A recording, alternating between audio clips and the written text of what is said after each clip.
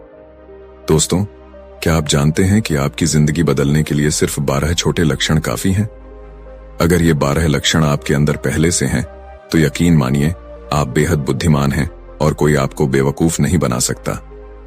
लेकिन अगर ये लक्षण आपके पास नहीं है, तो चिंता मत कीजिए। इस वीडियो को अंत तक देखें और जानें कि कैसे आप भी इन्हें अपनाकर एक बुद्धिमान व्यक्ति बन सकते हैं। कहते हैं, बुद्धि बाजार में नहीं बिकती, और ये बात 100% सच है। अगर बुद्धि बिकने वाली चीज होती, तो इस दुनिया के सबसे अमीर लोग इसे खरीद लेते। लेकिन ध्यान रखिए, धन से बुद्धि नहीं खरीदी जा सकती, पर बुद्धि से धन जरूर कमाया जा सकता है। तो आइए आज इस वीडियो में जानते हैं उन 12 अद्भुत लक्षणों के बारे में जो आपको एक सच्चा बुद्धिमान व्यक्ति बना सकते हैं। लेकिन उससे पहले अपने अंदर धैर्य जगाइए, क्योंकि इस 10 मिनट के सफर के बाद आप खुद को पहले से बेहतर और बुद्धिमान महसूस करेंगे। बहुत समय पहले की बात है, एक बार एक गुरु अपने आश्रम में शिष्यों को प्रवचन दे रहे थे। वह उन्हें समझा रहे थे कि बुद्धि जीवन का सबसे महत्वपूर्ण गुण है। उन्होंने कहा, जो व्यक्ति बुद्धिमान होता है वह हर कठिनाई का सामना डटकर करता है। कठिन से कठिन परिस्थितियां भी उसे विचलित नहीं कर पाती। वहीं मूर्ख व्यक्ति थोड़ी सी मुश्किल आते ही घबरा जाता है और हार मान बैठता है। गुरु ने समझाया, मूर्खता केवल एक कमजोरी नहीं है, यह एक ऐसा जाल है जिसमें संसार आपको फंसाकर आपका फायदा उठाता है। लेकिन बुद्धिमान व्यक्ति कभी किसी के झांसे में नहीं आता। तो दोस्तों, अब समय आ गया है कि हम जानें, क्या आप इन 12 लक्षणों को अपनाकर बुद्धिमान बन सकते हैं? आइए शुरुआत करें और खुद को बेहतर बनाएं। वीडियो शुरू करने से पहले अगर आप चैनल पर नए हैं तो सिद्धार्थ 2x को सब्सक्राइब जरूर करें और इस वीडियो को लाइक करें। आपकी एक छोटी सी मदद हमें और भी प्रेरित करेगी। चलिए बढ़ते हैं आगे। दोस्तों, यह दुनिया बहुत मतलबी और स्वार्थी है। जो लोग बुद्धिमान नहीं होते, उनका लोग आसानी से फायदा उठा लेते हैं। इसीलिए हर किसी को बुद्धिमान बनने की कोशिश करनी चाहिए।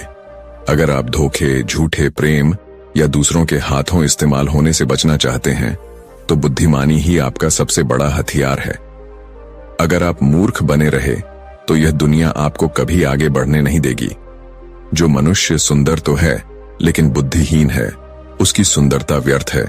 उसे यह भी नहीं पता होता कि वह अपनी सुंदरता का उपयोग कैसे करे। सोने की कीमत कितनी होती है, यह हर किसी को पता होता है। लेकिन अगर आप उसकी कीमत समझने में असमर्थ हैं, तो वह सोना आपके लिए किसी पत्थर से कम नहीं। मूर्ख लोग सोने और पत्थर में अंतर नहीं कर पाते, जबकि बुद्धिमान व्यक्ति जानता है कि सोना कितना मूल्यवान है। यही बुद्धि का महत्व है। गुरु की बातें सुनकर एक शिष्य ने उठकर उनसे पूछा, गुरुदेव, हमें कैसे पता चलेगा कि हम मूर्ख हैं या बुद्धिमान? ये सुनकर गुरु मुस्कुराए और बोले, बेटा, आज मैं तुम्हें बुद्धिमान व्यक्तियों के 12 लक्षणों के बारे में बताऊंगा। अगर ये लक्षण तुम्हारे भीतर हैं, तो तुम बुद्धिमान हो, और अगर ये नहीं है, तो इन्हें अपनाकर तुम बुद्धिमान बन सकते हो।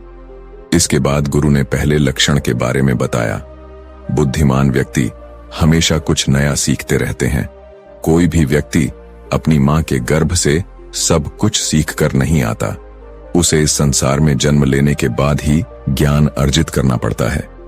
दोस्तों, जो व्यक्ति अपने जीवन में लगातार सीखता रहता है, वह कभी हारता नहीं, क्योंकि जीवन में सीखी गई कोई भी चीज व्यर्थ नहीं जाती। हर सीख का अपना एक अलग महत्व होता है। इसीलिए जब भी हमें कुछ नया सीखने का मौका मिले, उसे अपनाएं। यह जरूरी नहीं कि नई बातें हम सिर्फ स्कूल, कॉलेज या गुरुकुल से ही सीखें। जीवन का हर पल, हर व्यक्ति और हर अनुभव हमें कुछ सिखा सकता है। आपको यह जानकर आश्चर्य होगा कि हम एक भिखारी से भी बहुत कुछ सीख सकते हैं। जैसे वह अपने धैर्य और परिस्थिति के अनुरूप जीने का तरीका अपनाता है, इसी तरह सफल लोगों से उनकी कामयाबी का रहस्य सीख सकते हैं। कैसे उन्होंने अपने लक्ष्य को पाने के लिए मेहनत की और किन तरीकों का इस्तेमाल किया। वहीं असफल लोगों से भी सीखना उतना ही जरूरी है। उनसे हम यह समझ सकते हैं कि उन्होंने क्या गलतियां की जो उन्हें सफलता नहीं मिल पाई। उन गलतियों से सबक लेकर हम वही गलतियां दोहराने से बच सकते हैं। गुरु ने समझाया, हमारा जीवन इतना लंबा नहीं है कि हम खुद हर गलती करके उनसे सीखें।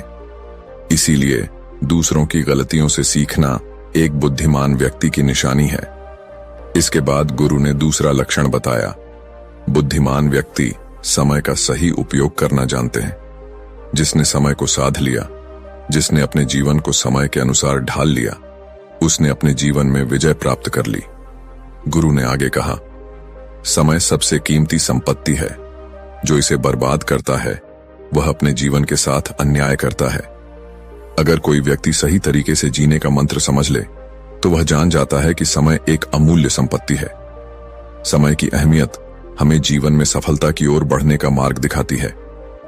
एक बार यदि समय हाथ से निकल गया तो वह कभी लौटकर नहीं आता।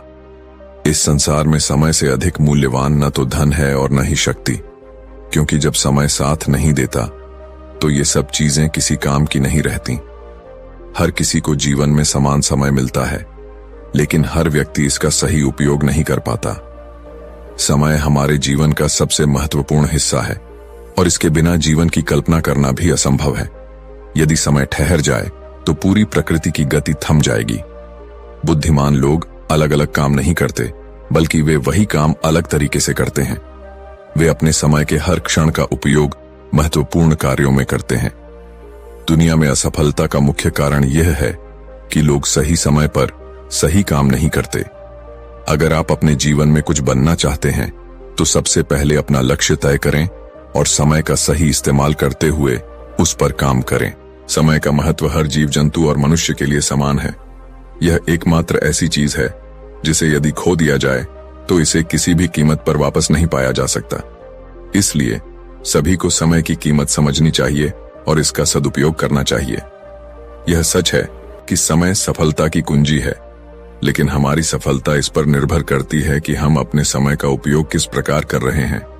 समय बिना रुके अपनी गति से चलता रहता है। चाहे वह राजा हो या साधारण व्यक्ति, समय ने कभी किसी के लिए रुकना नहीं सीखा। हमें अपने जीवन में समय का महत्व समझते हुए इसे सही दिशा में उपयोग करना चाहिए। समय को व्यर्थ करना अपने जीवन को बर्बाद करने के समान है।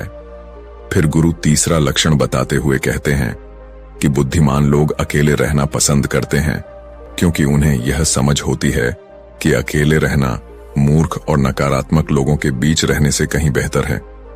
अकेले रहने वालों में एक अलग ही तरह की खूबियां होती हैं। देखो बच्चों, हर इंसान में कुछ न कुछ खासियत जरूर होती है, लेकिन इन खूबियों का पता तभी चलता है जब वह अकेले में रहकर अपने साथ समय बिताता है। जो लोग हमेशा दूसरों के बीच घिरे रहते हैं, उन्हें अपनी खूबियों का अंदाजा नहीं हो पाता, क्योंकि वे दूसरों को देखकर उनके जैसे बनने की कोशिश करते हैं। लेकिन जो व्यक्ति अकेला रहता है वह किसी के प्रभाव में नहीं आता और वही करता है जो उसे सही लगता है। अकेले रहने वाला व्यक्ति अपने निर्णय खुद लेता है, जबकि भीड़ में रहने वाले लोग दूसरों से पूछ पूछ कर निर्णय लेते हैं, जो कि अक्सर गलत भी हो सकते हैं। जब हम किसी से सलाह लेते हैं तो हमारे सामने कई तरह की बातें आती हैं, जिनसे कभी कभी हमारे मन में नकारात्मकता आ जाती है।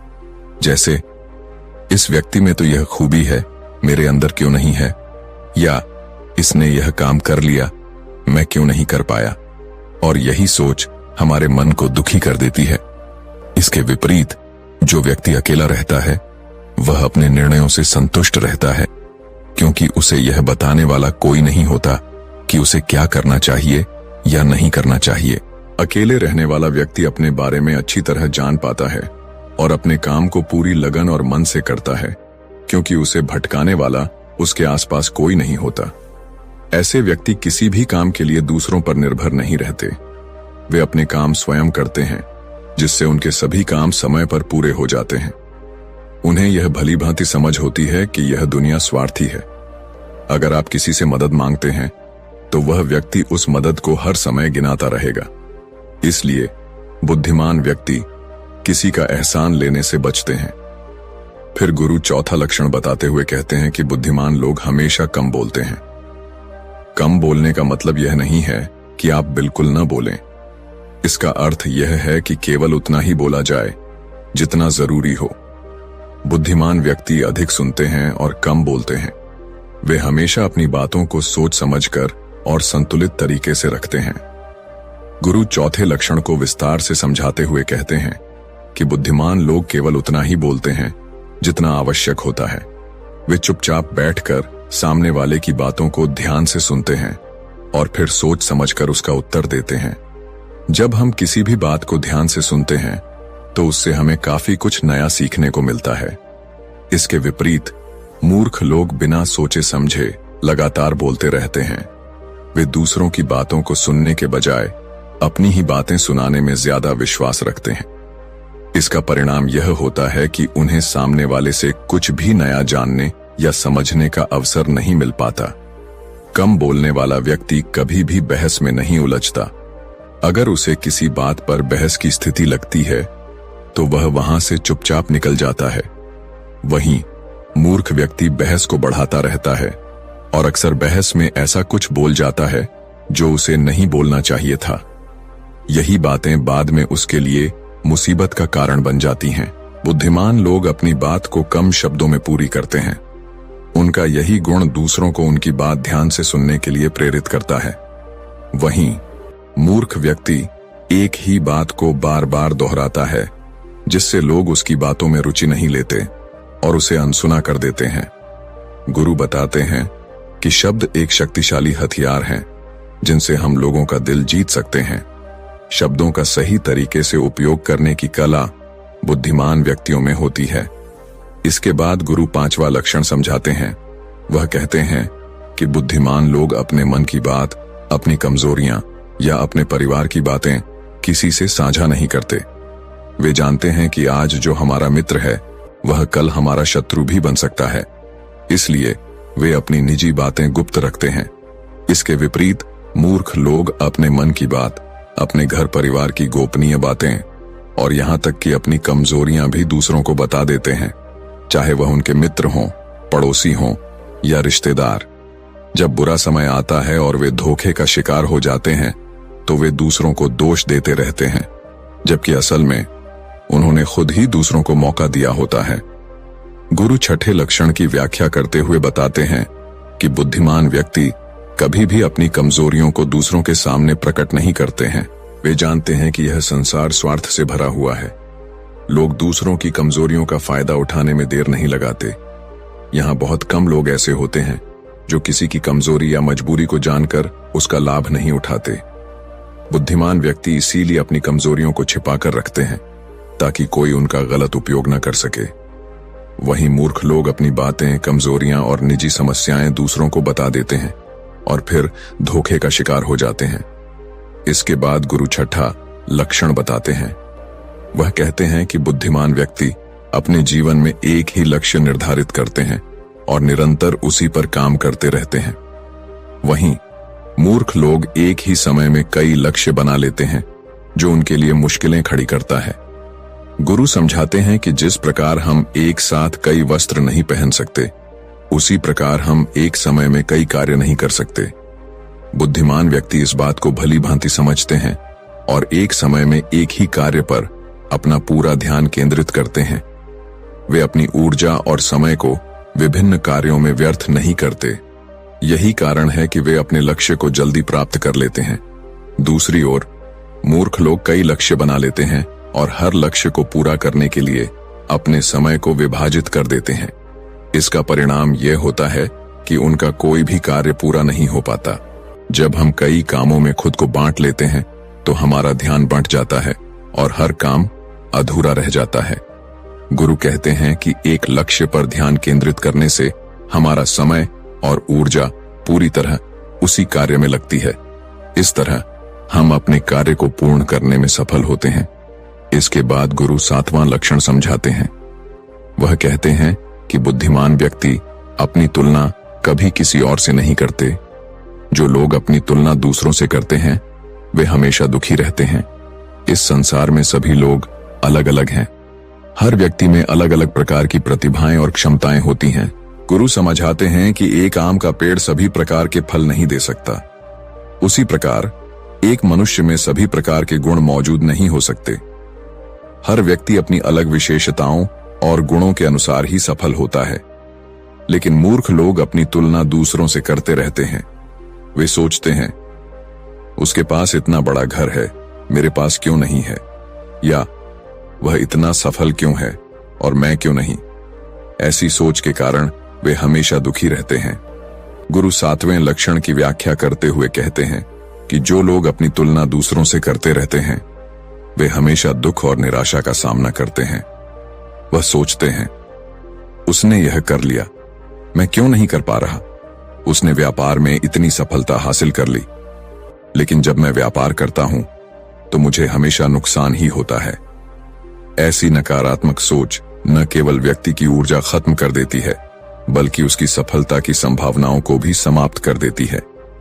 अपनी तुलना दूसरों से करने वाला व्यक्ति अपने भीतर की प्रतिभाओं को कभी नहीं पहचान पाता। वह यह नहीं समझ पाता कि हर व्यक्ति में अलग अलग गुण और क्षमताएं होती हैं। वहीं बुद्धिमान व्यक्ति अपनी तुलना किसी से नहीं करता। वह दूसरों की सफलता देखकर दुखी नहीं होता, बल्कि उनसे प्रेरणा लेकर अपनी क्षमताओं को पहचानता है और अपनी मेहनत से सफल बनता है। इसके बाद गुरु 8वें लक्षण की व्याख्या करते हैं। वह बताते हैं कि बुद्धिमान व्यक्ति कभी भी दूसरों पर निर्भर नहीं रहते। वह अपने हर काम को स्वयं पूरा करते हैं और किसी दूसरे से उम्मीद नहीं रखते। उनके इस स्वभाव के कारण उनका हर काम समय पर पूरा होता है और वे तनाव मुक्त रहते हैं। दूसरी ओर मूर्ख व्यक्ति अपने कामों को दूसरों के भरोसे छोड़ देते हैं। वे यह सोचते हैं कि यह काम मेरा मित्र, पड़ोसी या कोई रिश्तेदार पूरा कर देगा। जब वह व्यक्ति उनका काम समय पर पूरा नहीं करता तो यह उनके लिए चिंता और असफलता का कारण बन जाता है। गुरु समझाते हैं कि इस संसार में हर व्यक्ति अपने कामों में व्यस्त रहता है। यदि आप दूसरों पर निर्भर रहेंगे तो आपके काम अधूरे रह जाएंगे, लेकिन यदि आप खुद पर विश्वास रखेंगे तो हर काम समय पर पूरा होगा। बुद्धिमान लोग कभी किसी का एहसान नहीं लेते और न ही दूसरों से उम्मीद रखते हैं। उनकी सफलता का सबसे बड़ा कारण यही है कि वे अपने हर काम को खुद ही पूरा करते हैं। इसके बाद गुरु 9वें लक्षण पर प्रकाश डालते हैं। वह कहते हैं कि बुद्धिमान व्यक्ति हमेशा तनाव, क्रोध और चिंता से दूर रहते हैं। क्रोध मनुष्य का सबसे बड़ा शत्रु है। क्रोध में लिया गया हर निर्णय गलत होता है और उसके परिणाम स्वरूप मनुष्य को पछताना पड़ता है। गुरु समझाते हैं कि क्रोध के समय मनुष्य अपनी समझदारी खो देता है और ऐसा काम कर बैठता है जो उसके लिए जीवन भर पछतावे का कारण बन जाता है। इसीलिए बुद्धिमान व्यक्ति हमेशा अपने क्रोध पर नियंत्रण रखते हैं। वे छोटी छोटी बातों पर क्रोधित नहीं होते और न ही अपने क्रोध को अपने कार्यों और संबंधों पर हावी होने देते हैं। इसके साथ ही बुद्धिमान व्यक्ति अतीत की परेशानियों या भविष्य की चिंताओं में समय बर्बाद नहीं करते। वे वर्तमान में जीते हैं और अपने कर्म पर ध्यान केंद्रित करते हैं। वे मानते हैं कि बिना वजह की चिंता और तनाव से केवल समय और ऊर्जा की बर्बादी होती है। गुरु समझाते हैं कि बुद्धिमान व्यक्ति वर्तमान में रहकर अपने जीवन का आनंद लेते हैं और हर परिस्थिति में शांत और संतुलित रहते हैं। यही गुण उन्हें जीवन में सफल और सुखी बनाता है। गुरु 10वें लक्षण पर प्रकाश डालते हुए कहते हैं कि चिंता करने से किसी समस्या का समाधान नहीं होता। जो होना था वह हो चुका है और जो होना है वह होकर ही रहेगा। इस संसार का नियम है कि हर समस्या का समाधान केवल सही सोच और प्रयास से ही संभव है। जो मनुष्य छोटी छोटी बातों पर चिंता करता है और तनाव में आ जाता है, उसका जीवन कठिन और परेशानियों से भरा रहता है। मूर्ख लोग हमेशा अतीत की गलतियों और भविष्य की अनिश्चितताओं के बारे में सोचते रहते हैं। इसके कारण वे अपने वर्तमान को नजरअंदाज कर देते हैं। धीरे धीरे यह चिंता उनके जीवन को नष्ट कर देती है और उनकी खुशियों को खत्म कर देती है। गुरु समझाते हैं कि बुद्धिमान व्यक्ति इन चीजों से परे रहकर वर्तमान में जीता है और अपने कर्म पर ध्यान देता है। इसके बाद गुरु 11वें लक्षण की व्याख्या करते हुए कहते हैं कि बुद्धिमान व्यक्ति कभी भी किसी पर आंख मूंद कर विश्वास नहीं करते। वे हर बात को अपनी बुद्धि के बल पर जांचते परखते हैं। सत्य की तह तक पहुंचकर ही वे किसी पर भरोसा करते हैं। चाहे सामने वाला कितना भी मीठा बोलने की कोशिश करे या धोखा देने के लिए चालें चले, बुद्धिमान व्यक्ति तब तक उसकी बातों पर विश्वास नहीं करता जब तक कि वह अपनी बुद्धि और तर्क से सत्य को नहीं परख लेता। वह कथनी और करनी में समानता की तलाश करता है। बुद्धिमान लोग केवल तथ्यों और सबूतों पर विश्वास करते हैं। वे अपनी आंखों से देखी और कानों से सुनी हुई बातों पर ही यकीन करते हैं। यही कारण है कि उन्हें कोई भी आसानी से धोखा नहीं दे सकता। दूसरी ओर मूर्ख व्यक्ति बिना सोचे समझे दूसरों की बातों पर भरोसा कर लेते हैं। इस आदत के कारण कोई भी उन्हें मूर्ख बना देता है, उनका फायदा उठा लेता है या उन्हें गलत काम करने के लिए उकसा देता है। गुरु समझाते हैं कि यही मूर्खता का लक्षण है जिससे बचने की आवश्यकता है। इसके बाद गुरु 12वें लक्षण की व्याख्या करते हुए कहते हैं कि बुद्धिमान व्यक्ति आलस्य और टाल मटोल को अपने जीवन का सबसे बड़ा शत्रु मानते हैं। वे जानते हैं कि आलस्य सफलता का सबसे बड़ा बाधक है, इसलिए वे इस आदत से हमेशा दूर रहते हैं और अपने काम को समय पर पूरा करते हैं। गुरु बताते हैं कि काम को टालने की आदत एक मानसिक बीमारी की तरह है जो व्यक्ति की प्रगति को रोक देती है। मूर्ख लोग हमेशा अपने काम को कल पर टालते रहते हैं, लेकिन उनका कल कभी नहीं आता। इस आदत के कारण उनकी आधी जिंदगी बर्बाद हो जाती है और जब तक उन्हें अपनी गलती का एहसास होता है तब तक बहुत देर हो चुकी होती है। गुरु 13वें लक्षण की चर्चा करते हुए कहते हैं कि बुद्धिमान व्यक्ति असफलता से घबराते नहीं। वे अपनी असफलता को अपना सबसे बड़ा हथियार बनाते हैं। वे अपनी गलतियों से सीखते हैं और फिर दोगुनी मेहनत के साथ अपने कार्य में लग जाते हैं। वहीं मूर्ख व्यक्ति असफलता से डरकर प्रयास करना छोड़ देते हैं और अपने जीवन को निराशा में बर्बाद कर देते हैं। गुरु समझाते हैं कि असफलता केवल सीखने का एक अवसर है और इसे सकारात्मक रूप से स्वीकार करना चाहिए। गुरु के ये उपदेश स्पष्ट करते हैं कि जीवन को सफल बनाने के लिए बुद्धिमानी, मेहनत और धैर्य की आवश्यकता है। मूर्खता, आलस्य और चिंता से बचकर ही जीवन में सच्ची प्रगति हो सकती है। गुरु बताते हैं कि बुद्धिमान व्यक्ति कभी भी अतीत में मिली हुई सफलताओं के सहारे नहीं जीते और न ही उनका लगातार गुणगान करते हैं। उन्हें यह पूरी तरह से समझ में आता है कि बीता हुआ कल और भविष्य में वे वही प्राप्त करेंगे जिसके लिए वे आज मेहनत करेंगे। असफलताएं भले ही उन्हें थोड़ी देर के लिए दुखी कर दें, लेकिन उन्हें कभी भी विचलित नहीं कर सकती। बुद्धिमान व्यक्ति यह समझते हैं कि सफलता केवल एक उपलब्धि नहीं होती, बल्कि सफलता से पहले मिलने वाली सीख होती है जो उन्हें अपनी गलतियों और कमियों के बारे में बताती है। यही सीख उन्हें बेहतर बनाने का अवसर देती है। बुद्धिमान लोग असफलताओं को एक अनुभव के रूप में स्वीकार करते हैं और उसी से सीखकर वे भविष्य में और भी बेहतर तरीके से तैयार होते हैं। मूर्ख लोग इसके विपरीत अपनी असफलताओं से घबराकर हार मान लेते हैं और उसी पल में काम को छोड़ देते हैं, जिससे वे कभी सफलता तक नहीं पहुंच पाते। यही कारण है कि असफलता एक सिखाने का अवसर है जो बुद्धिमान व्यक्ति समझते हैं और उसका सदुपयोग करते हैं। अब गुरु हमें एक और कहानी सुनाते हैं। एक समय की बात है, एक राजा ने अपने मंत्री से पूछा, मंत्री जी, आपको क्या लगता है, क्या मैं इस नगर का सबसे बुद्धिमान व्यक्ति हूं? मंत्री, जो कि राजा के प्रति निष्ठावान था, थोड़ा चकराया और उत्तर दिया, राजा साहब, आप नगर के राजा हैं, लेकिन इसका मतलब यह नहीं कि आप सबसे बुद्धिमान व्यक्ति हैं। राजा ने यह सुनकर थोड़ी असहमति जताई, लेकिन उसने गुस्सा नहीं किया। राजा को यह अच्छी तरह से पता था कि बुद्धिमान व्यक्ति कभी गुस्से में नहीं आता। उसने फिर मंत्री से पूछा, तो फिर मंत्री जी, आप मुझे बताइए कि बुद्धिमान आदमी कौन होता है? मंत्री ने उत्तर दिया, राजा साहब, मैं खुद तो बुद्धिमान नहीं हूं, लेकिन इस नगर में बहुत सारे बुद्धिमान लोग होंगे, बस हमें उन्हें ढूंढने की आवश्यकता है। राजा ने कहा, ठीक है, इसमें ढूंढने की क्या बात है, हम यहाँ के राजा हैं। आप नगर में ढिंढोरा पिटवा दीजिए कि जो बुद्धिमान व्यक्ति हो वह हमारे राज्य में आ जाए, उसे राजा साहब बुला रहे हैं। मंत्री ने उत्तर दिया, राजा साहब, बुद्धिमान व्यक्ति कभी भी अपने आप को बुद्धिमान नहीं कहता।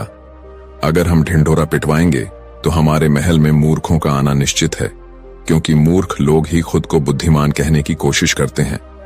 वे अपने आप को साबित करने के लिए अनाप शनाप बातें करेंगे, इसलिए हमें कोई और रास्ता ढूंढना होगा। रात भर सोचने के बाद मंत्री के मन में एक विचार आया। गुरु बताते हैं कि मंत्री जी ने बहुत सोचने के बाद राजा से कहा, राजा साहब, मेरे पास एक बहुत ही अच्छे उपाय है। अगर हम इस उपाय को अपनाते हैं तो बहुत जल्दी ही बुद्धिमान व्यक्ति हमारे पास आ जाएगा और हम उसे पहचान लेंगे। राजा ने उत्सुकता से पूछा, ठीक है, बताइए, वह तरीका क्या है? मंत्री ने कहा, हम पूरे नगर में एक ढिंढोरा पिटवा देते हैं कि जो कोई भी व्यक्ति हमारे राजा को ऐसी नई बात बताएगा जो उन्होंने कभी न सुनी हो, तो हम उसे 2000 मोहरे देंगे। राजा सुनकर थोड़ा हैरान हुआ और बोला, मंत्री जी, आप क्या चाहते हैं? हम कंगाल हो जाएंगे। ऐसे तो बहुत सारी बातें हैं जो हमने नहीं सुनी है। अगर कोई व्यक्ति आकर हमें वह बातें बताएगा तो हमें 1000 मोहरे देनी होंगी, और भला वह व्यक्ति बुद्धिमान कैसे हो सकता है? मंत्री जी मुस्कुराते हुए बोले, राजा साहब, चिंता न करें, इसका भी एक उपाय है। यदि कोई नई बात बताएगा तो हम कह देंगे कि हमने पहले ही यह बात सुनी है। ऐसे में हमें 2000 मोहरे नहीं देनी होंगी, लेकिन जो व्यक्ति वास्तव में बुद्धिमान होगा वह हमारे सामने कोई नई बात नहीं बताएगा, बल्कि वह ऐसा तरीका अपनाएगा कि हमें मोहरे देने के अलावा कोई और रास्ता नहीं बचेगा। राजा ने मंत्री की योजना को समझते हुए पूरे राज्य में ढिंढोरा पिटवाने का आदेश दिया। जल्द ही बहुत सारे लोग राजा के पास आए और उन्होंने नई नई बातें बताईं। हर एक को सुनकर राजा यही कहता, यह बात तो मैंने पहले ही सुनी है। दूसरे राज्यों से भी लोग आए और 1000 मोहरे की लालच में उन्होंने कुछ बहुत ही अजीब बातें बताईं। कुछ लोग बहुत पुरानी बातें बताते तो कुछ लोग ऐसी बातें बताते जो दूर दराज से आती, लेकिन राजा हर बार यही कहता, यह बात तो मैंने पिछले साल ही सुनी है। दिन बीतते गए और एक दिन एक साधु राजा के दरबार में आया। वह राजा से बोला, राजा साहब, क्या आप मुझे कोई नई बात बताएंगे? राजा ने मुस्कुराते हुए जवाब दिया, हाँ, अगर आप कोई नई बात बताते हैं तो हम आपको मोहरे देंगे। साधु ने राजा से कहा, राजा साहब, मुझे यह बात अपने दादाजी से सुनने का अवसर मिला था। वे हमेशा कहते थे कि हमारे परदादा के पास बहुत अधिक संपत्ति थी, लेकिन आपके परदादा, जो पृथ्वी सिंह थे, वे यहाँ के राजा थे। एक बार ऐसा हुआ था जो शायद आपको नहीं पता होगा। उस समय हमारे नगर में भीषण अकाल पड़ा था, जिससे लोगों को बहुत नुकसान हुआ था और राजकोष में भी भारी कमी हो गई थी। आपके परदादा ने मेरे परदादा से 4000 सोने की मोहरें उधार ली थीं। मेरे परदादा हमेशा कहते थे कि अगर पृथ्वी सिंह जी मेरे पिताजी को वह 4000 मोहरें लौटा देते तो हमारा परिवार कभी भी गरीब नहीं होता। साधु ने आगे कहा, अब देखिए राजा साहब, मेरे परदादा ने आपके परदादा की मदद की थी, इसीलिए हमारे परिवार की आर्थिक स्थिति खराब हो गई। फिर मेरे दादाजी भी गरीब रहे, मेरे पिताजी भी गरीबी से जूझते रहे और अंत में मैं भी एक गरीब परिवार में जन्मा। यही कारण था कि मैं साधु बन गया। मुझे यह मालूम था कि यदि मैं आपके पास आऊंगा तो आप वह मोहरे वापस नहीं देंगे, क्योंकि आपने तो कभी इस घटना के बारे में सुना ही नहीं। लेकिन आपने यह कहा था कि जो कोई मुझे नई बात बताएगा उसे 2000 मोहरे मिलेंगी। तो मैंने सोचा मैं आपको यह कहानी सुनाऊं ताकि आपको इतनी पुरानी बात का पता चले। राजा इस बात को सुनकर हैरान रह गया, लेकिन मंत्री जी तुरंत समझ गए कि यह साधु इस नगर का सबसे बुद्धिमान व्यक्ति है। अब राजा के लिए एक मुश्किल स्थिति पैदा हो गई थी।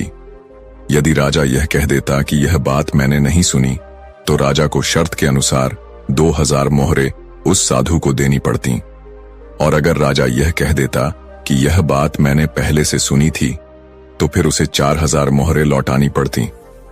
राजा ने सोचा और मन ही मन मुस्कुराया कि इस बुद्धिमान साधु ने उन्हें किस तरह अपनी बात से फंसा लिया है। राजा ने उसके बाद उस साधु के चरणों में गिरकर कहा, साधु बाबा, हम तो यह देखना चाहते थे कि हमारे राज्य में सबसे बुद्धिमान आदमी कौन है।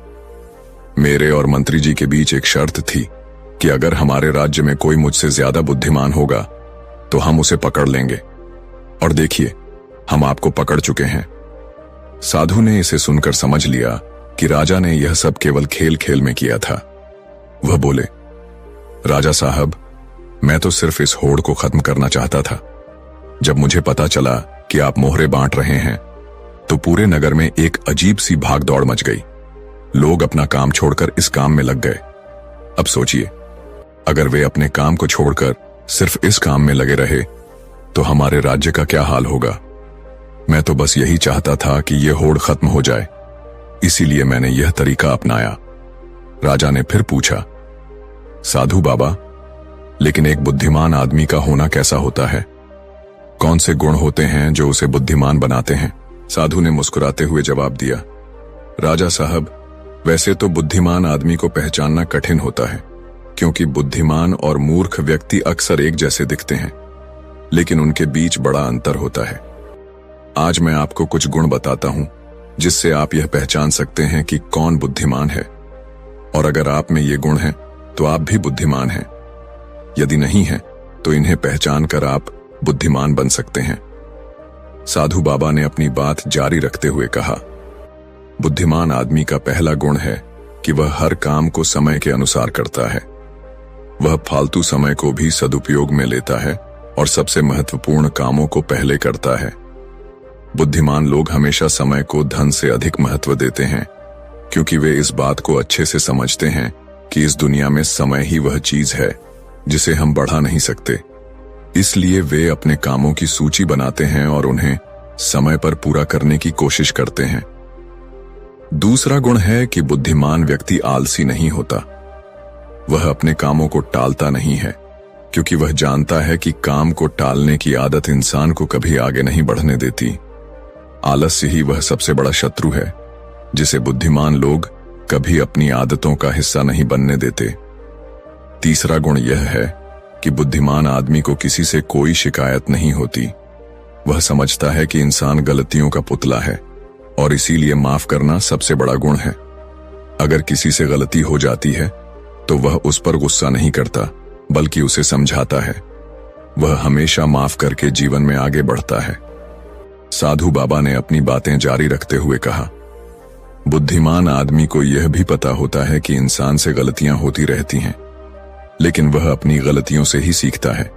यदि वह कोई गलती कर भी लेता है तो उसे यह पता होता है कि वह गलती एक ही बार करेगा और कभी उसे दोहराएगा नहीं। कहते हैं कि एक बार इंसान गलती करता है, लेकिन यदि वही गलती वह बार बार करता है तो वह मूर्ख कहलाता है, क्योंकि वही गलती उसे भविष्य में नहीं करनी चाहिए। बुद्धिमान व्यक्ति अपनी गलतियों से सीखता है और उन्हें फिर से नहीं दोहराता। साधु बाबा ने राजा को समझाया, बुद्धिमान आदमी का तीसरा गुण यह है कि वह कभी गुस्से में या ज्यादा खुशी में कोई निर्णय नहीं लेता। उसे यह समझ में आता है कि गुस्से में लिया गया निर्णय कभी लाभकारी नहीं होता, क्योंकि गुस्से में हमारा दिमाग काम करना बंद कर देता है। उसी तरह अत्यधिक खुशी में लिया गया निर्णय भी गलत हो सकता है, क्योंकि उस वक्त हम उत्तेजना में रहते हैं और जो निर्णय लेते हैं वह पछतावे का कारण बनते हैं। इसलिए बुद्धिमान व्यक्ति शांतिपूर्वक सोचता है और फिर निर्णय लेता है। वह दोनों पक्षों, सही और गलत, फायदा और नुकसान को अच्छे से समझता है और फिर ही कोई कदम उठाता है। साधु बाबा ने आगे कहा, चौथा गुण है कि बुद्धिमान आदमी कभी भी अपने मन की बातें दूसरों से नहीं करता।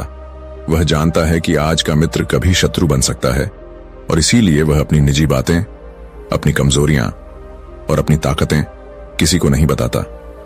हालांकि अधिकांश लोग अपनी निजी बातें और घर की बातें दूसरों से शेयर कर देते हैं और फिर उन्हीं बातों की वजह से उन्हें धोखा और नुकसान उठाना पड़ता है। यह केवल इसलिए होता है क्योंकि वह अपनी भावनाओं और निजी जानकारी को किसी के साथ साझा कर बैठते हैं। लेकिन बुद्धिमान आदमी ऐसा नहीं करता, क्योंकि उसे यह समझ आता है कि घर के भेद या व्यक्तिगत बातें दूसरों से शेयर करने से केवल हमें ही नुकसान होगा। साधु बाबा ने मुस्कुराते हुए कहा, इसलिए बुद्धिमान आदमी अपनी बातों को छुपाकर रखता है और केवल वही बातें साझा करता है जो सार्वजनिक रूप से जरूरी हैं। वह समझता है कि इससे उसका नुकसान नहीं होगा और वह हमेशा सुरक्षित रहेगा। अब पांचवां गुण जो बुद्धिमान आदमी के अंदर होता है वह होता है, साधु बाबा ने आगे कहा, पांचवां गुण यह है कि बुद्धिमान आदमी सभी से बातचीत करता है, क्योंकि उसे हर किसी के अनुभव से सीखने की आवश्यकता होती है।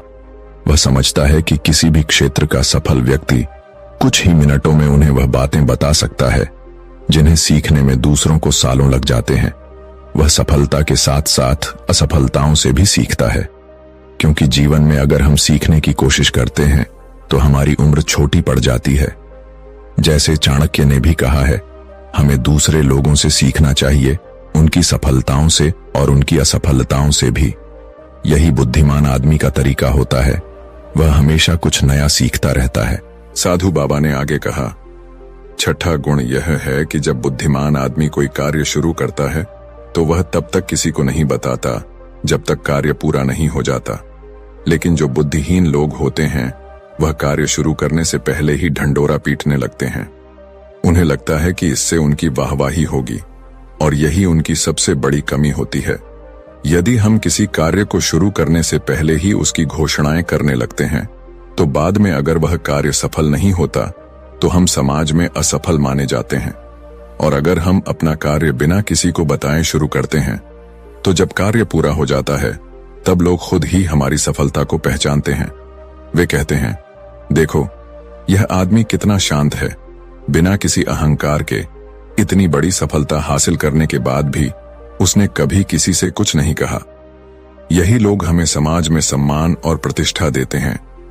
साधु बाबा ने मुस्कुराते हुए कहा, सातवां गुण यह है कि बुद्धिमान आदमी कभी अपने आप को बुद्धिमान नहीं मानता। वह हमेशा शिष्य बनकर रहता है और गुरु बनने का अभिमान नहीं करता। क्योंकि जब आदमी खुद को गुरु मान लेता है तो वह अपनी सीखने की प्रक्रिया को रोक देता है। वह सोचता है कि अब उसे और कुछ सीखने की जरूरत नहीं है, और यहीं पर वह अपनी प्रगति को रोक देता है। एक बुद्धिमान आदमी हमेशा शिष्य के रूप में रहता है, क्योंकि उसे यह एहसास होता है कि जीवन में हमेशा कुछ नया सीखने की संभावना होती है। साधु बाबा ने राजा से कहा, यदि कोई व्यक्ति खुद को बुद्धिमान मानने लगे तो उसकी सीखने की क्षमता समाप्त हो जाती है। वह दूसरों को सिखाने में तो माहिर हो सकता है, लेकिन खुद कभी कुछ नया नहीं सीख पाता। लेकिन बुद्धिमान व्यक्ति कभी भी खुद को सीखने से रोकता नहीं है। वह जीवन भर कुछ न कुछ नया सीखता रहता है, क्योंकि उसे यह एहसास होता है कि दुनिया में किसी भी चीज को सीखने के लिए हमें हमेशा छोटे बने रहना चाहिए। अहंकार से भरकर, खुद को बड़ा मानकर हम कुछ भी सीखने में सक्षम नहीं होते। साधु महात्मा ने मुस्कुराते हुए कहा, राजा साहब, आपने एक बहुत अच्छा तरीका अपनाया है बुद्धिमान व्यक्ति को पहचानने का। अगर आप सीधे लोगों को यह बता देते कि हमारे राज्य में बुद्धिमान व्यक्ति आकर हमें सिखाए तो बहुत सारे मूर्ख लोग आ जाते, क्योंकि बुद्धिमान व्यक्ति कभी खुद को बुद्धिमान नहीं मानता और न ही वह दूसरों से यह कहता है। यही उसकी सबसे बड़ी विशेषता होती है। आठवां गुण जो बुद्धिमान व्यक्ति में होता है वह यह है कि वह अपने हर काम को ध्यान के रूप में करता है। वह जानता है कि इस दुनिया में हम कुछ भी संग्रहित नहीं कर सकते, क्योंकि मौत के बाद कुछ भी हमारे साथ नहीं जाएगा। यही कारण है कि वह ध्यान और आध्यात्मिकता को ज्यादा महत्व देता है। वह ऐसा तरीका अपनाता है जिससे उसका हर कार्य ध्यान बन जाए। हमने इस पर पहले ही एक वीडियो बनाई है, आप उसे देख सकते हैं। वीडियो का लिंक आपको डिस्क्रिप्शन में मिल जाएगा। साधु बाबा ने आगे कहा, नौवां गुण यह है कि बुद्धिमान व्यक्ति कभी जल्दी उत्तेजित नहीं होता, चाहे परिस्थितियां कैसी भी हों। वह स्थिर और शांत रहता है, और यही उसकी सबसे बड़ी बुद्धिमानी होती है। आम लोग छोटी सी खुशी पर उत्तेजित हो जाते हैं या थोड़ी सी परेशानी में दुखी हो जाते हैं, लेकिन बुद्धिमान व्यक्ति जानता है कि समय हमेशा बदलता रहता है। वह खुशियों में भी संतुलित रहता है और दुखों में भी खुद को संभाल कर चलता है। साधु बाबा ने अपनी बात पूरी करते हुए कहा, समय की यही आदत है, यही उसकी फितरत है। समय कभी भी बदल सकता है। अच्छा समय बुरा हो सकता है और बुरा समय अच्छा भी बन सकता है। इसलिए बुद्धिमान व्यक्ति दोनों पहलुओं को सोचकर आगे बढ़ता है। वह इन दोनों पहलुओं से बाहर निकलकर उन पर विचार करता है, जिससे वह किसी भी स्थिति में संतुलित रह पाता है। साधु बाबा की बातों से राजा को बहुत कुछ सीखने को मिला। राजा ने सोचा कि हमें हमेशा समय को समझकर और अपनी स्थिति को सही ढंग से परख कर ही आगे बढ़ना चाहिए। दोस्तों, आपको यह कहानी कैसी लगी? कृपया कमेंट सेक्शन में अपनी राय जरूर साझा करें। अगर आपको यह कहानी पसंद आई हो तो इस चैनल को सब्सक्राइब जरूर करें और हमें यह भी बताएं कि आप किस विषय पर अगली कहानी सुनना चाहेंगे। तो मिलते हैं अगले एपिसोड में। तब तक के लिए अपना ध्यान रखें और अगर कहानी पसंद आई हो तो कमेंट में नमो बुद्धाय जरूर लिखें। और हाँ, आप भी अनपढ़ नहीं हैं, पढ़े लिखे हैं, तो वीडियो को लाइक करके इस तरह के कंटेंट को सपोर्ट करें। धन्यवाद। आज हम आपको एक ऐसी कहानी सुनाने जा रहे हैं जो न सिर्फ आपके जीवन को बदल सकती है बल्कि आपको सच्ची सफलता की राह भी दिखा सकती है। यह कहानी उस व्यक्ति की है जिसने अपनी मेहनत और 4 महत्वपूर्ण सिद्धांतों के जरिए न सिर्फ अपने जीवन को समृद्ध किया बल्कि बिजनेस की दुनिया में एक मिसाल कायम की। क्या आप भी चाहते हैं कि आप भी उसी रास्ते पर चलें और तेज बुद्धिमान दिमाग के मालिक बने? अगर हां, तो इस कहानी को ध्यान से सुनिए क्योंकि यह आपके जीवन को पूरी तरह से बदलने की शक्ति रखती है। बहुत समय पहले की बात है, एक छोटे से नगर में एक बहुत ही धनी सेठ रहा करता था। उस सेठ के पास सब कुछ था, धन, संपत्ति, सम्मान और एक सफल व्यापार। लेकिन उसकी सफलता के पीछे 4 ऐसे सिद्धांत थे जिनका पालन उसने दिन प्रतिदिन किया था। इन्हीं सिद्धांतों ने उसकी जिंदगी को इतना बेहतरीन बना दिया था। वह हर जगह सफलता की मिसाल बना था। जहां भी वह जाता, व्यापार में सफलता सुनिश्चित थी। यह व्यक्ति कभी भी हारता नहीं था क्योंकि उसके पास वह 4 रहस्यमयी बातें थीं जिनका पालन करने से उसने अपने जीवन में हर कठिनाई को पार किया था। हालांकि अब वह सेठ काफी बूढ़ा हो चुका था और उसे महसूस होने लगा था कि उसकी मृत्यु करीब आ चुकी है। वह जानता था कि उसके बाद उसका व्यवसाय और संपत्ति उसके बेटे को सौंपनी है, लेकिन उसे यह भी पता था कि उसका बेटा बहुत भोला और नादान है। तो वह सेठ अपने बेटे से क्या कहना चाहता था और वह 4 बातें क्या थीं जो उसकी सफलता का राज थीं? जानने के लिए इस कहानी को अंत तक देखिए। उसका बेटा अभी तक दुनिया की समझ से अनजान था, इसलिए उसने अपने पिता को पास बुलाया और कहा, पिताजी, मुझे दुनिया की सच्चाई समझाइए। फिर उस धनी सेठ ने अपने बेटे को प्यार से समझाते हुए कहा, बेटा, मेरे जीवन में सफलता पाने के लिए मैंने 4 महत्वपूर्ण सिद्धांतों का पालन किया था। इन सिद्धांतों ने ही मुझे जीवन में हर कठिनाई को पार करने की शक्ति दी और मुझे वह सब कुछ दिया जो आज मेरे पास है। इन सिद्धांतों का अनुसरण करके मैं अपने जीवन को संतुष्ट और समृद्ध बना सका। आज मैं इस नगर का सबसे धनी व्यक्ति हूं, लेकिन मेरी सबसे बड़ी खुशी यही है कि मैं संतुष्ट हूं और शांतिपूर्वक जीवन जी रहा हूं। मुझे कभी किसी चीज की कमी नहीं रही, न ही कभी मुझे बीमारी ने परेशान किया। तुम देख ही रहे हो अब मैं कितना खुश हूं, लेकिन मैं चाहता हूं कि तुम मुझसे भी आगे बढ़ो। तुम एक और बड़ी पहचान बनाओ, तुम भी समृद्धि प्राप्त करो, लोग तुम्हें जाने, तुम्हारा नाम हो, क्योंकि तुम्हारा समय कुछ और है और हमारा समय कुछ और था। धनवान सेठ ने अपने बेटे को करीब बुलाया और कहा, बेटा, अब मैं तुम्हें वह 4 बातें बताने जा रहा हूं जिन्हें मैंने अपने पिताजी से सीखा था और इनका पालन करते हुए ही मैं यहां तक पहुंचा। यदि तुम इन 4 बातों को अपने जीवन में उतारोगे तो तुम्हारा जीवन भी सफलता से भरा होगा। पहली बात, काम पर छांव में जाना और छांव में लौटना। दूसरी बात, अपने घर के चारों ओर चमड़े की बांट लगाना। तीसरी बात, हमेशा खाने को मीठा करके खाना। चौथी बात, अपनी पत्नी को हमेशा बांध कर रखना। इतना कहकर वह धनवान सेठ अपने बेटे को समझा गया और शांति से यह जानता था कि उसका बेटा इन बातों को गंभीरता से मानेगा और अपने जीवन में लागू करेगा।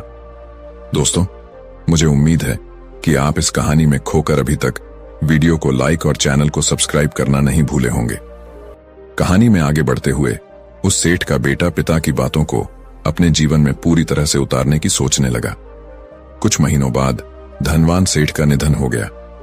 बाद सेठ का बेटा उन 4 बातों को एक कागज पर लिखकर अपने जीवन में उतारने लगा। पहली बात, काम पर छांव में जाना को उसने सबसे पहले लागू किया। उसने अपने घर से लेकर दुकान तक पूरे रास्ते पर एक बड़ा टेंट लगवा दिया। अब जब भी कोई उससे पूछता कि उसने ऐसा क्यों किया, तो वह बस इतना ही कहता, मेरे पिताजी ने मुझे यही करने को कहा था। धनवान सेठ का बेटा अब अपने पिता की दी हुई सलाहों को अपने तरीके से समझने लगा। जैसे ही उसने अपने पिता की दूसरी सलाह को लागू किया, उसने अपने घर के दोनों ओर चमड़े की एक दीवार खड़ी करवा दी। इसे देखकर आसपास के लोग काफी गुस्से में आ गए और कई लोगों ने तो यह तक कह दिया, तुमने यह चमड़े की दीवार क्यों लगवाई? इससे बदबू आती है और हमें परेशानी होती है, इसे तुरंत हटा दो। लेकिन धनवान सेठ के बेटे के पास पर्याप्त पैसा था और कोई भी उसे ज्यादा समय तक विरोध नहीं कर सका। वह जानता था कि उसे अपने पिता की बातों का पालन करना है, तो उसने इसे अनदेखा कर दिया। फिर उसने तीसरी सलाह को भी माना, हमेशा खाने को मीठा करके खाना। इसके बाद वह अपनी पत्नी से रोज मीठा खाना बनवाता था, कभी सेवियां, कभी हलवा, कभी मिठाइयां। रोज कुछ न कुछ मीठा खाना उसकी आदत बन गई। लेकिन चौथी बात, अपनी पत्नी को हमेशा बांध कर रखना, वह भी पूरी तरह से लागू करने लगा। वह अपनी पत्नी को रस्सी से बांध कर रखता था। धीरे धीरे यह सब उसे खुद के लिए सही लगता गया। कुछ महीनों के बाद उसका जीवन पूरी तरह से बदलने लगा। जिस तरह से उसने अपने पिता की बातों को गलत समझा और उनका पालन किया, वैसा ही उसके जीवन में घटित होने लगा। उसका व्यापार अब रुकने लगा था। ग्राहक कम हो गए थे क्योंकि अब वह दुकान पर सिर्फ तब जाता था जब उसका मन करता था। काम में मन नहीं लगने के कारण ग्राहकों का विश्वास भी टूटने लगा और वे एक एक करके उसकी दुकान छोड़ने लगे। कुछ ही महीनों में वह व्यापार जो उसके पिता ने मेहनत और ईमानदारी से खड़ा किया था, अब पूरी तरह से बर्बाद हो गया था। उसकी स्थिति बिगड़ने लगी। अब उसके पास पैसे भी कम थे। उसने अपने घर के चारों ओर चमड़े की दीवार लगवाकर आसपास के लोगों को भी परेशान कर दिया था। घर के आसपास की बदबू फैलने के कारण लोग वहां आना भी पसंद नहीं करते थे। रिश्तेदार और दोस्त भी उसके घर आने से कतराने लगे। अब उसकी सेहत भी बिगड़ने लगी थी। वह हमेशा मीठा खाता रहता था, जिससे उसका वजन बहुत बढ़ चुका था और शरीर में कई बीमारियां समा गई थीं। उसका स्वास्थ्य अब ठीक नहीं रहता था और वह दिन प्रतिदिन परेशान होने लगा। चौथी सलाह, अपनी पत्नी को हमेशा बांध कर रखना भी उसकी शादी को मुश्किल बना चुकी थी। उसकी पत्नी उससे नाराज हो गई और घर छोड़कर अपने मायके चली गई। वह अपनी पत्नी को मनाने की बहुत कोशिशें करता रहा, लेकिन उसकी पत्नी उसे छोड़कर नहीं आई। अंत में वह सेठ का बेटा पूरी तरह से असफल हो चुका था। ना तो उसके पास व्यापार था, ना पैसे, ना पत्नी और ना ही रिश्तेदार जो उसके पास कभी पैसों के लिए आते थे। उसकी स्थिति इतनी खराब हो चुकी थी कि अब उसका स्वास्थ्य भी खराब हो गया था। वह अब समझ नहीं पा रहा था कि उसकी जिंदगी में यह सब क्यों हो रहा है। सेठ का बेटा अब अपनी बर्बादी के बारे में सोचता और बहुत परेशान था। वह मन ही मन अपने पिता को कोसता, पिताजी, आपने मेरा पूरा जीवन बर्बाद कर दिया। आपकी उन 4 बातों ने आज मुझसे सब कुछ छीन लिया है। ना व्यापार, ना धन, ना रिश्तेदार, ना पत्नी, और यहां तक कि मेरी सेहत भी खराब हो गई। अगर मैंने आपकी उन 4 बातों को नहीं माना होता तो आज मैं एक सुखी जीवन जी रहा होता। आपके द्वारा दी गई इन बातों का पालन करके मुझे क्या मिला? मैंने एक आदर्श बेटे की तरह आपकी सारी बातें मानी, उन पर विश्वास किया, लेकिन आज मुझे महसूस हो रहा है कि मैं मूर्ख था जो मैंने बिना समझे आपकी बातों को अपना लिया। ये सोचते हुए वह बेतहाशा रोने लगा। इसी दौरान उसे पता चला कि पास के नगर में एक साधु महाराज आए हुए हैं जो हर किसी की समस्या का हल बताते हैं। यह सुनकर वह एक बार उन साधु से मिलकर अपनी समस्याओं का समाधान जानने की उम्मीद के साथ उनके पास पहुंचा। वहां जाकर उसने सीधे साधु के चरणों में गिरकर जोर जोर से रोते हुए कहा, हे गुरुदेव, अब आप ही मुझे बचा सकते हैं। मेरे पिताजी ने तो मेरा जीवन बर्बाद कर दिया। आज मेरी जो भी हालत है वह सब मेरे पिताजी की वजह से है। उन्होंने मुझे हमेशा अच्छे बेटे की तरह अपनी बातें मानने की सलाह दी और मैंने उनका पालन किया। लेकिन देखिए, पिताजी ने मुझे क्या सिखाया। वह मेरे जीवन को इस कदर बर्बाद कर गए कि मुझे अब इसका खामियाजा भुगतना पड़ रहा है। मैंने उनकी हर बात को अपनी जिंदगी में उतारा, लेकिन आज देखिए क्या हो गया। मैं नहीं समझ पा रहा हूं कि पिताजी ने मुझे ऐसा क्यों किया। क्या मैंने उनके साथ कुछ गलत किया था? इतना कहकर वह सेठ का बेटा और भी जोर जोर से रोने लगा। साधु महाराज ने उसे शांत किया और कहा, बेटा चुप हो जाओ, पहले मुझे तो बताओ तुम्हारे साथ हुआ क्या है? तुम क्यों रो रहे हो और तुम्हारी परेशानी का कारण क्या है? साधु की बात सुनकर सेठ का बेटा अपने पिताजी की मृत्यु के बाद लिखी हुई एक पर्ची निकालकर साधु के हाथ में रख दी। उस पर्ची में उसके पिता की चारों बातें लिखी हुई थीं। साधु महाराज ने पर्ची पढ़ी और फिर जोर जोर से हंसने लगे। उन्होंने कहा, तुम कितने बड़े मूर्ख हो। तुम्हारे पिताजी ने तुम्हें दुनिया का सारा ज्ञान दे दिया, लेकिन तुम उसे समझ नहीं पाए। तुमने उसका सही तरह से पालन नहीं किया और अब कह रहे हो कि तुम्हारे पिताजी ने तुम्हें गलत राह दिखाई। तुमने उनके शब्दों का गलत अर्थ निकाला और उन्हें गलत तरीके से अपनाया। साधु महाराज ने सेठ के बेटे को समझाया, तुम्हारे पिताजी ने तुम्हें जो कहा था कि काम पर छांव में जाना और छांव में आना, इसका असली मतलब यह है कि तुम सूर्योदय से पहले ही अपनी दुकान पर पहुंचो और सूर्यास्त के बाद ही घर लौटो। इससे तुम अपनी दुकान पर अधिक समय बिता सकोगे, अपने काम को अच्छे से समझ पाओगे और उसे सही तरह से कर सकोगे। इसका उद्देश्य था कि तुम अपने काम में पूरी तरह से जुट सको और उसमें तरक्की कर सको। लेकिन तुमने इसका गलत मतलब निकाला। तुमने तो घर से दुकान तक एक ऐसा तंबू लगवा लिया जिससे तुम छांव में आ सको और छांव में जा सको। क्या तुम्हें अब नहीं समझ में आता कि तुम्हारे पिताजी ने जो कहा वह असल में क्या था? यह सुनकर सेठ का बेटा जोर जोर से रोने लगा और बोला, हे गुरुवर, यह सब मेरी गलती थी। मैंने अपने पिता की बातों का गलत मतलब निकाला और अब मैं पूरी तरह से बर्बाद हो चुका हूं। मेरे पिताजी ने मुझे इतना मूल्यवान ज्ञान दिया, लेकिन मैं उस हीरे को पत्थर समझ बैठा। वह फिर से गुरुवर से कहता है, हे गुरुवर, कृपया मुझे बताइए कि दूसरी बात का क्या अर्थ था। साधु महाराज मुस्कुराते हुए कहते हैं, तुम्हारे पिताजी ने तुम्हें जो कहा था चमड़े की बांध करवाना, इसका मतलब यह था कि तुम्हें अपने व्यापार को इस तरह से संजीदगी से करना चाहिए कि वह मजबूत बने, जैसे चमड़े की बांध को मजबूती से सीना। तुम्हें अपने व्यवसाय में मेहनत और समर्पण से काम करना चाहिए ताकि वह सच्चे तरीके से बढ़े और स्थिर रहे। लेकिन तुमने इस बात को भी गलत समझ लिया। तुमने केवल दिखावा किया और असल में अपने काम में गहरी सोच और प्रयास की कमी रही। साधु महाराज ने सेठ के बेटे से कहा, तुम्हारे पिताजी ने तुम्हें जो कहा था कि अपने घर में कुत्ता या बिल्ली पालो, इसका असली मतलब यह था कि तुम्हें अपने घर में एक ऐसा रक्षक रखना चाहिए जो तुम्हारी संपत्ति की रक्षा करे। कुत्ता या बिल्ली को पालने से घर के चारों ओर सुरक्षा बढ़ती है, जिससे तुम्हें अपने धन और संपत्ति को लेकर कोई चिंता नहीं रहती। तुम बेफिक्र होकर दुकान के काम पर ध्यान दे पाओगे और तरक्की कर सकोगे। इसके अलावा तुम्हें कभी यह डर नहीं रहेगा कि कोई चोर आकर तुम्हारी संपत्ति चुरा ले जाएगा। लेकिन तुमने इस बात का अर्थ कुछ और ही निकाला। तुमने घर की दीवारों को चमड़े से भरवा लिया, जिससे घर के चारों ओर गंदी बदबू फैल गई। इस बदबू के कारण न केवल तुम्हारे पड़ोसी बल्कि तुम्हारे मित्र और रिश्तेदार भी तुम्हारे घर आने से कतराने लगे। अब हालात यह हैं कि तुम्हारा घर किसी के लिए आकर्षण का केंद्र नहीं रहा। लोग तुम्हें नापसंद करने लगे और यह भी तुम्हारी बर्बादी का कारण बन गया। यह सुनकर सेठ का बेटा कहता है, हे गुरुवर, यह सब तो ठीक है, लेकिन खाने को मीठा करके खाना का क्या मैंने इसका अर्थ भी गलत समझ लिया? मैंने तो हमेशा अपने पिता की बातों का पालन किया और रोज मीठा खाया। अब देखिए, मेरा शरीर कितना वजनदार हो गया है और मुझे कई बीमारियां घेर चुकी हैं। क्या मैं इस बात को भी गलत समझ रहा था? साधु मुस्कुराते हुए कहते हैं, हां, तुमने इस बात का भी गलत मतलब निकाला है।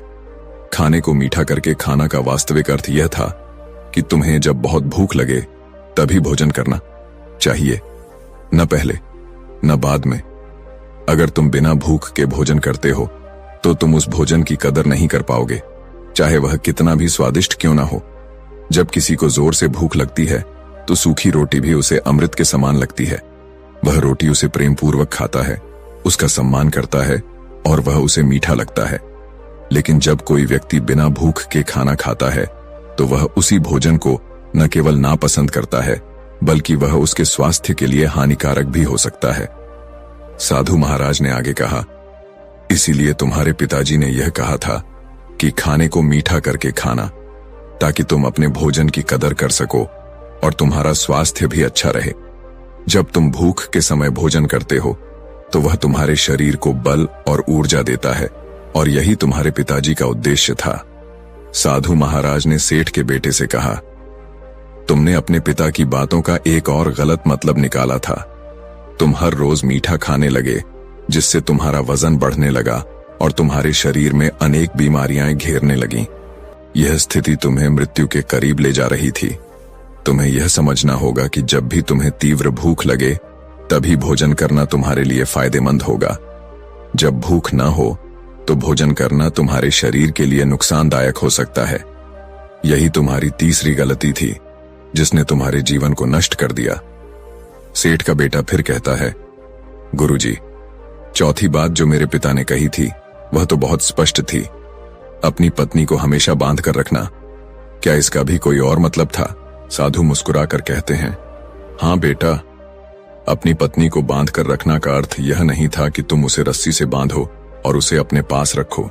इसका मतलब था कि जब भी तुम दोनों के बीच किसी बात को लेकर मतभेद हो तो तुम अपनी पत्नी पर हाथ नहीं उठाओ। जब एक स्त्री का पति उसके साथ रिश्ते में बंधा होता है तो वह उस रिश्ते को पूरी तरह से निभाने का हर संभव प्रयास करती है, और अगर तुम उसे अपने रिश्ते में सच्चे दिल से बांधे रखोगे तो वह कभी भी तुम्हें छोड़कर नहीं जाएगी, भले ही आपके बीच कोई समस्या हो। साधु ने आगे कहा, लेकिन इसका मतलब यह भी नहीं था कि तुम अपनी पत्नी पर अत्याचार करो या उसे मानसिक रूप से प्रताड़ित करो। रिश्ते में बंधना, इसका अर्थ यह था कि तुम दोनों एक दूसरे के साथ सम्मान और प्यार से जुड़कर रखें, ताकि आपके बीच कोई मतभेद आ भी जाए तो रिश्ते में कोई दरार न आए। और यही तुम्हारी गलती थी। तुमने अपनी पत्नी को इस तरह से बांधने के बजाय उसे मानसिक रूप से दूर कर लिया। तुम्हारी इस गलती के कारण वह तुम्हें छोड़कर चली गई। तुमने अपनी पत्नी के साथ जो किया वह माफी के लायक नहीं था, लेकिन फिर भी तुम्हें उससे माफी मांगनी चाहिए, क्योंकि तुमसे गलती हुई है। साधु ने कहा, अब समय आ गया है कि तुम अपनी पत्नी से माफी मांगो और उसे घर वापस लाओ। तुम्हारे पिता ने तुम्हें 4 बातें समझाने का प्रयास किया था, लेकिन तुमने उन सभी का गलत मतलब निकाला।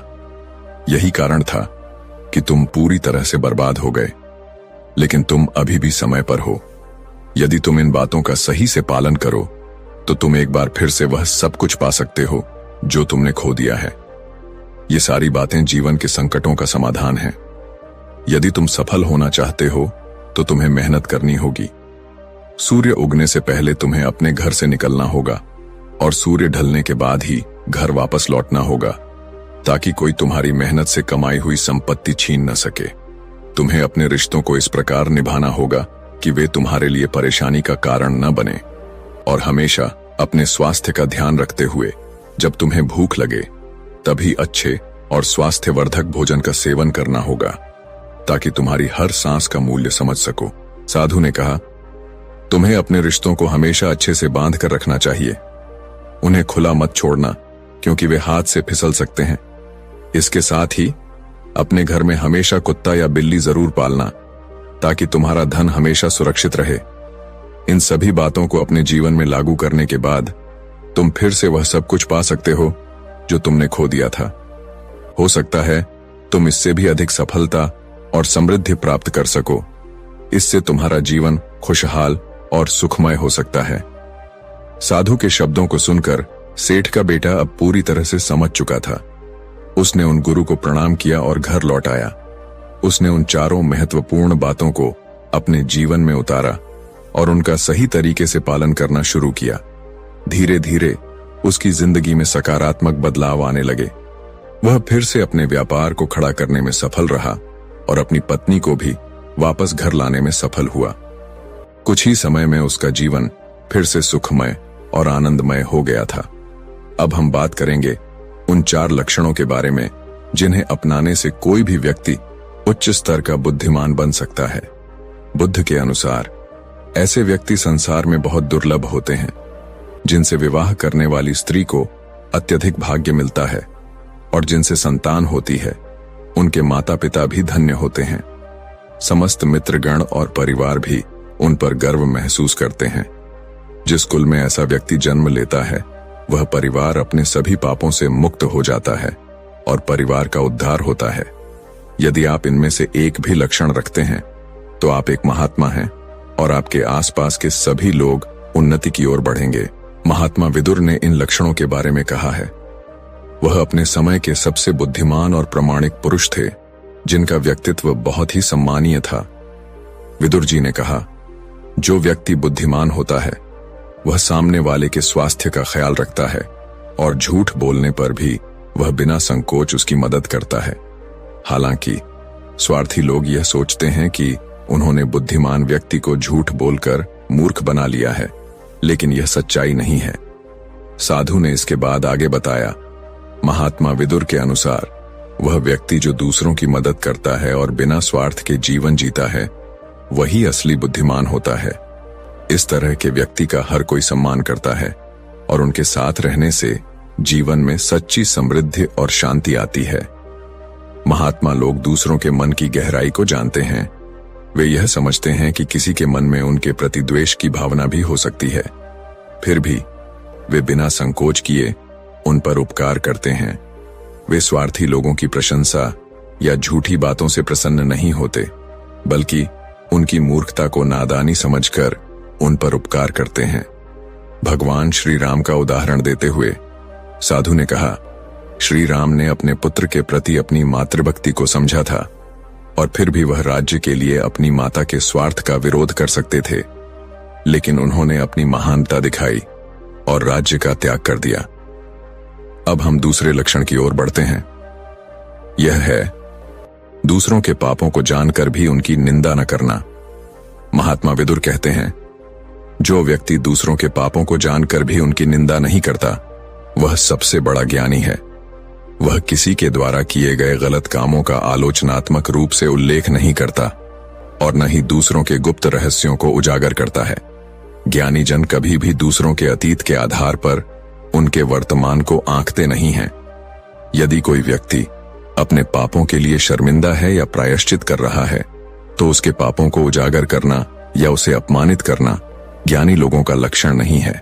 तीसरे लक्षण की ओर बढ़ते हैं, जो है श्रेष्ठ कार्य करके उनका प्रचार न करना। महात्मा बुद्ध कहते हैं, ज्ञानी लोग श्रेष्ठ और कल्याणकारी कार्य करते हैं, लेकिन वे अपने किए गए कार्यों का प्रचार नहीं करते और न ही उनसे प्राप्त प्रशंसा की कोई अपेक्षा रखते हैं। ऐसे लोग अपने श्रेष्ठ कार्यों से प्रसन्न होते हैं, न कि लोगों से मिलने वाली प्रशंसा से। कुछ लोग दान और धर्म के कार्यों में खुशी नहीं पाते जब तक कि लोग उनकी प्रशंसा न करें। उनका उद्देश्य श्रेष्ठ कार्य करना नहीं होता, बल्कि उनकी इच्छा केवल प्रशंसा प्राप्त करने की होती है। लेकिन ज्ञानी जन उन प्रशंसा के भूखे नहीं होते। महात्मा विदुर के अनुसार जो लोग बिना किसी व्यक्तिगत लाभ की इच्छा के अच्छे कार्य करते हैं और जो दूसरों के पापों को छुपाकर उनके प्रति उपकार करते हैं, वही सच्चे महात्मा होते हैं। इन गुणों को अपनाकर कोई भी व्यक्ति अपने जीवन में वास्तविक बुद्धिमत्ता और शांति प्राप्त कर सकता है। इन तीन लक्षणों को समझकर हम अपने जीवन को सही दिशा में आगे बढ़ा सकते हैं।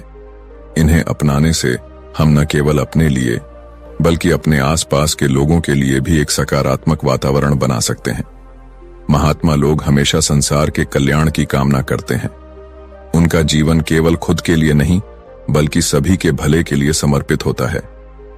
अब चौथे लक्षण की बात करते हैं, जो है किसी भी वस्तु को तुच्छ न समझना। महात्मा विदुर के अनुसार महान लोग कभी किसी व्यक्ति या वस्तु को तुच्छ नहीं समझते, चाहे वह ऊंची जाति का हो या छोटी जाति का, पुत्र हो या कन्या, कोई साधारण व्यक्ति हो या कोई सम्मानित व्यक्ति। वे हमेशा सभी को समान दृष्टि से देखते हैं और उनका सम्मान करते हैं। उनके लिए सभी व्यक्ति समान होते हैं और वे सभी के कल्याण के लिए कार्य करते हैं। महात्मा विदुर कहते हैं, जो लोग किसी को हीन समझकर उसकी तिरस्कार नहीं करते, वही सच्चे ज्ञानी होते हैं। इन महान व्यक्तियों की दृष्टि में सभी बराबर होते हैं और वे सभी का सम्मान करते हैं। वे अपनी क्षमता का उपयोग केवल स्वयं के लिए नहीं करते, बल्कि वे दूसरों के भले के लिए भी कार्य करते हैं। तो दोस्तों, आपको यह वीडियो कैसी लगी? अगर आपको यह